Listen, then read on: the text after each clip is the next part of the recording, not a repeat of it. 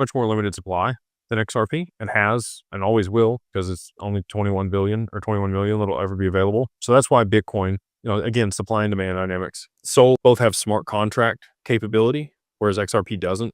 We might end up getting hooks migrated to the mainnet where it has lightweight smart contracts like XLM. XLM, you also haven't seen a huge price rise in that, even though they've implemented Soroban smart contracts. There's been a bunch of other things that have tied up those tokens that limit the supply. And now we have that same dynamic playing out for XRP with the spot ETFs that have launched. You've got, collateral or capital that's being held for the commodities trading.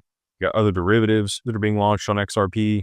You got stable coins and other things on the XRPL that are causing more volume in transactions. Anytime you see more volume in transactions on a network, you're going to get price appreciation of the underlying asset.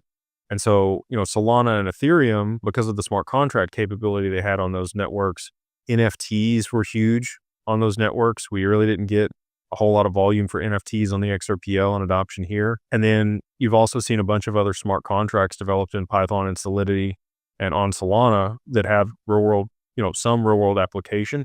The lending protocols also have, tied up a bunch of the supply. We have XLS66, which will be borrow lend native on the XRPL, which I think will also, cause XRP to be locked up and less be available, and less supply and more demand means higher price.